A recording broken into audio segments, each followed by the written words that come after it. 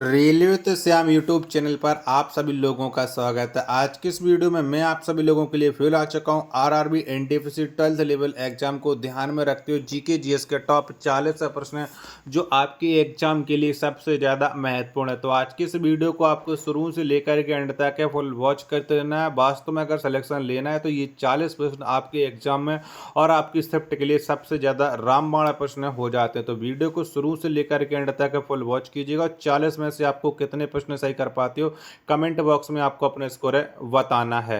तो पहला प्रश्न आ जाता है, कैंसर के उपचार के लिए प्रयुक्त रेडियो आइसोटोप कौन सा है? तो बताओ इनमें से कौन सा हो जाएगा। पहले प्रश्न का राइट आंसर आपको देना है। तो कैंसर के उपचार के लिए जो प्रयुक्त रेडियो आइसोटोप होता है ये होता है कोबाल्ट 60, यानी एक का ए ऑप्शन देने वालों का सभी का राइट आंसर हो जाएगा। प्रश्न संख्या 2 आ जाता है कि लक्षद्वीप की राजधानी कहाँ है? तो बताओ इनमें से कहाँ पर है लक्षद्वीप की राजधानी। प्रश्न संख्या 2 का राइट आंसर आपको देना है। तो कावारत्ती हो जाती है लक्षद्वीप की राजधानी। दूसरे नंबर प्रश्न का सी ऑप्शन देने वाले सभी का करेक्ट आंसर हो जाएगा। और बहुत से लोग हैं, मुझे पता है कि 4-5 क्वेश्चन देखते हैं और भाग जाते हैं, तो ये उनके लिए खतरनाक साबित है होने वाला है, क्योंकि उनका सिलेक्शन ऐसे नहीं होता है। जब तक आप लोग मन लगा करके नहीं पढ़ोगे तब तक आप लोग सिलेक्शन नहीं ले पाओगे। प्रश्न संख्या 3 आ जाता है कि नाटो का मुख्यालय कहाँ है? तो बताओ कहाँ पर है। तो ब्रुसेल्स हो जाता है नाटो का मुख्यालय। 3 का डी ऑप्शन देने वाले सभी लोगों का करेक्ट आंसर हो जाएगा। अगला प्रश्न आ जाता है प्रश्न संख्या 4 है, एशिया विकास बैंक का मुख्यालय कहाँ है? तो बताओ कहाँ पर है। तो मनीला में हो जाता है एशिया विकास बैंक का मुख्यालय। 4 का ए ऑप्शन देने वालों का सभी का करेक्ट आंसर हो जाएगा। प्रश्न संख्या 5 आ जाता है कि मानव हृदय में कितने वाल्व होते हैं? तो बताओ कितने होते हैं। तो मानव हृदय में जो वाल्वों की संख्या है वो हो जाती है 4। 5 का डी ऑप्शन देने वाले का राइट आंसर हो जाएगा। 6वें नंबर का प्रश्न आ जाता है, गौतम बुद्ध द्वारा ज्ञान प्राप्ति की घटना क्या कहलाती है? तो बताओ क्या कहते हैं। तो गौतम बुद्ध द्वारा ज्ञान प्राप्ति की जो घटना है इसे संबोधि कहा जाता है, यानी 6 का बी ऑप्शन देने वाले सभी का करेक्ट आंसर हो जाएगा। अगला प्रश्न आ जाता है प्रश्न संख्या 7 है कि मानव शरीर में कुल कितनी हड्डियां पाई जाती हैं? तो बताओ कितनी हड्डियां पाई जाती हैं। तो मानव शरीर में जो हड्डियां पाई जाती हैं वो टोटल 206 हड्डियां पाई जाती हैं। 7 का बी ऑप्शन देने वालों का करेक्ट आंसर हो जाएगा। अगला प्रश्न प्रश्न संख्या 8 आ जाता है, पल्लवों की राजधानी कहाँ थी? तो बताओ इनमें से कहाँ पर थी पल्लवों की राजधानी। 8 नंबर प्रश्न का राइट आंसर क्या हो जाएगा। तो कांचीपुरम ये पल्लवों की राजधानी हो जाती है, यानी 8 का ए ऑप्शन देने वालों का राइट आंसर हो जाएगा। चलिएगा अगला प्रश्न आ जाता है प्रश्न संख्या 9 है, नागरहोल राष्ट्रीय उद्यान किस राज्य में स्थित है? तो बताओ इनमें से कौन से राज्य में ये नागरहोल राष्ट्रीय उद्यान पड़ता है। 9 नंबर प्रश्न का राइट आंसर क्या हो जाएगा। तो ये कर्नाटक में स्थित हो जाता है। 9 का सी ऑप्शन देने वालों का राइट आंसर हो जाएगा। अगला प्रश्न आ जाता है आपके सामने प्रश्न संख्या 10 है, गुप्त संवत की स्थापना किसने की थी? तो बताओ किसके द्वारा ये स्थापना की गई थी गुप्त संवत की। 10 नंबर प्रश्न का राइट आंसर क्या हो जाएगा। तो चंद्रगुप्त प्रथम ने की थी। 10 का बी ऑप्शन देने वालों का करेक्ट आंसर हो जाएगा। प्रश्न संख्या 11 आ जाता है कि निम्नलिखित में से कौन सा विटामिन जल में घुलनशील है? तो इनमें से एक विटामिन ऐसा है जो जल में घुल जाता है, वो कौन सा विटामिन हो जाता है? तो 11 का आंसर आपको देना है। तो ये विटामिन बी होता है जो जल में घुलनशील होता है। 11 का ए ऑप्शन देने वालों का राइट आंसर हो जाएगा। प्रश्न संख्या 12 आ जाता है कि यूरोप का अखाड़ा किस देश को कहा जाता है? तो इनमें से कौन सा वो देश है जिसे हम यूरोप के अखाड़ा के नाम से जानते हैं? 12 का राइट आंसर क्या हो जाएगा। तो बेल्जियम को जाना जाता है यूरोप का अखाड़ा के नाम से। 12 का ए ऑप्शन देने वालों का सभी का करेक्ट आंसर हो जाएगा। प्रश्न संख्या 13 आ जाता है कि लॉर्ड हार्डिंग दो ने बंगाल विभाजन किस वर्ष निरस्त कर दिया? तो बताओ कब निरस्त कर दिया था लॉर्ड हार्डिंग दो ने बंगाल विभाजन। 13 नंबर प्रश्न का राइट आंसर क्या हो जाएगा। तो इसे 1911 में निरस्त कर दिया गया था। 13 का डी ऑप्शन देने वालों का राइट आंसर हो जाएगा। 14 नंबर का प्रश्न है आपके सामने, कोझिकोड का प्राचीन नाम क्या है? तो बताओ क्या नाम था कोझिकोड का। 14 का आंसर आपको बताना है। तो इसका प्राचीन नाम हो जाता है कालीकट। 14 का बी ऑप्शन देने वाले सभी लोगों का करेक्ट आंसर हो जाएगा। प्रश्न संख्या 15 आ जाता है आपके सामने कि पूना समझौता किस वर्ष हुआ था? तो बताओ कब हुआ था पूना समझौता। 15 नंबर प्रश्न का राइट आंसर आपको देना। इन्हीं दो ऑप्शनों के अकॉर्डिंग आप लोग डिसाइड कर सकते हो 15 नंबर प्रश्न का राइट आंसर। तो जो पूना समझौता है ये 25 सितंबर 1932 में हुआ था और किन किन के बीच में हुआ था ये आपको बताना है। 15 का ए ऑप्शन देने वालों का राइट आंसर हो जाएगा। आशा और उम्मीद करता हूँ आप सभी लोगों को ये वीडियो और आज का ये कंटेंट है वो ज़रूर पसंद आ रहा होगा। तो प्लीज़ इस वीडियो को अपने दोस्तों के पास शेयर कीजिएगा और उनसे भी कहिएगा कि इस क्लास को कंप्लीट कीजिएगा, जो आपके एग्ज़ाम के लिए बहुत ही ज़्यादा महत्वपूर्ण हो जाती है। 16 नंबर का प्रश्न है कि दास कैपिटल पुस्तक के रचयिता कौन है? तो बताओ किसके द्वारा ये पुस्तक लिखी गई है? Das Kapital. 16 नंबर का राइट आंसर क्या हो जाएगा? तो इस पुस्तक के जो रचयिता हैं वो कार्ल मार्क्स हो जाते हैं। 16 का सी ऑप्शन देने वाले सभी लोगों का राइट आंसर हो जाएगा। 17 नंबर का प्रश्न आ जाता है कांग्रेस का प्रथम विभाजन किस अधिवेशन में हुआ था? बताओ कौन से अधिवेशन में हुआ था? 17 का राइट आंसर क्या हो जाएगा? तो कांग्रेस का जो प्रथम विभाजन है ये सूरत अधिवेशन में हुआ था।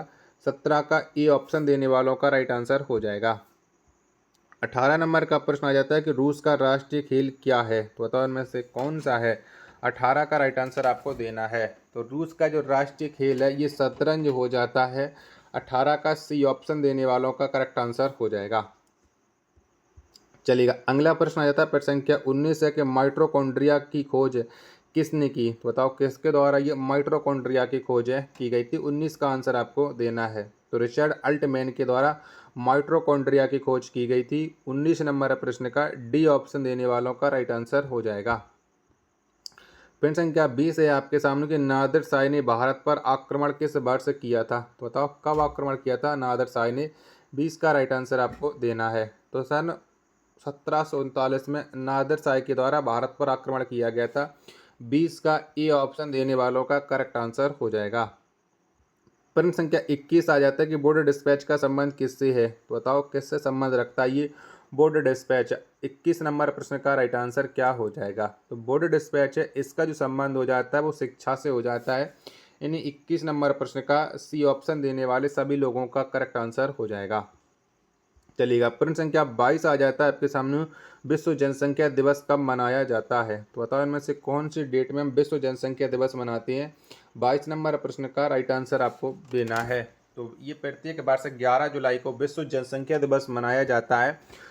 22 का बी ऑप्शन देने वालों का करेक्ट आंसर हो जाएगा। अगला प्रश्न आ जाता है प्रश्न संख्या 23 से कि बोर्ड डिस्पैच को किसने लागू किया? तो बताओ किसने लागू किया था बोर्ड डिस्पैच को? 23 का आंसर आपको देना है। तो इसे जो लागू किया था वो लॉर्ड डलहौजी ने किया था और बोर्ड डिस्पैच का संबंध है वो शिक्षा से हो जाता है। तो 23 का ए ऑप्शन देने वालों का करेक्ट आंसर हो जाएगा।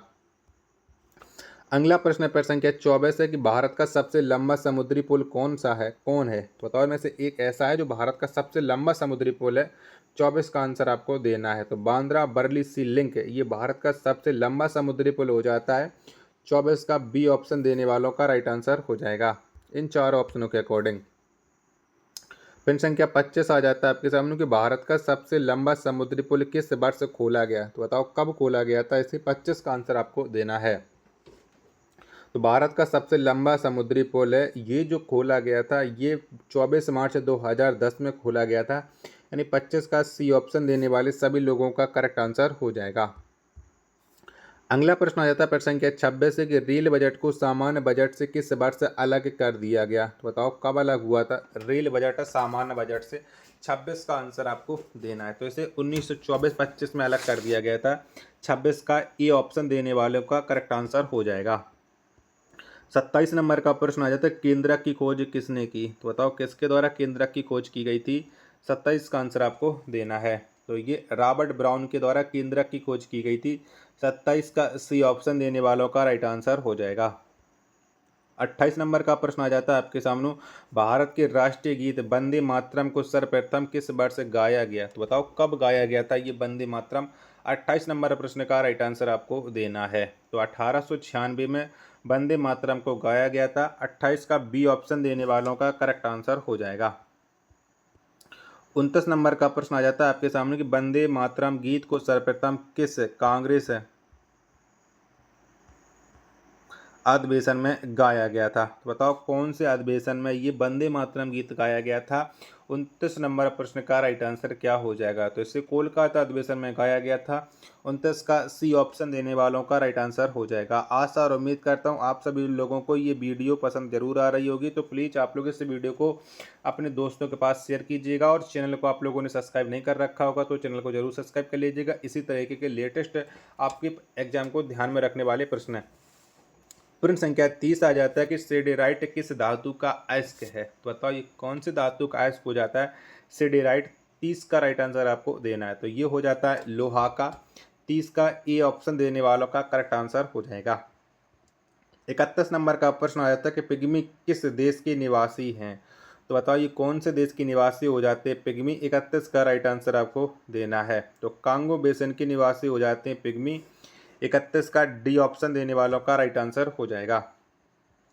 32 नंबर का प्रश्न आ जाता है आपके सामने कि पेम्पुआ जनजाति का निवास क्षेत्र कहाँ है? तो बताओ कहाँ पर निवास करती है पेम्पुआ जनजाति? 32 का राइट आंसर क्या हो जाएगा? तो ये न्यू गिनी में स्थित है, न्यू गिनी में निवास करती है पेम्पुआ जनजाति, यानी 32 का बी ऑप्शन देने वालों का राइट आंसर हो जाएगा।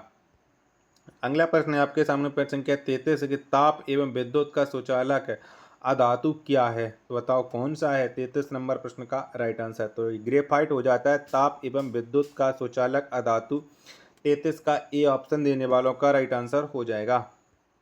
प्रश्न संख्या 34 है आपके सामने कि संघीय मंत्रिपरिषद के विरुद्ध अविश्वास प्रस्ताव किस सदन में लाया जाता है? तो बताओ इसे कौन सदन में लाती हैं? 34 का राइट आंसर आपको देना है। तो ये लाया जाता है केवल लोकसभा में। 34 का ए ऑप्शन देने वालों का राइट आंसर हो जाएगा।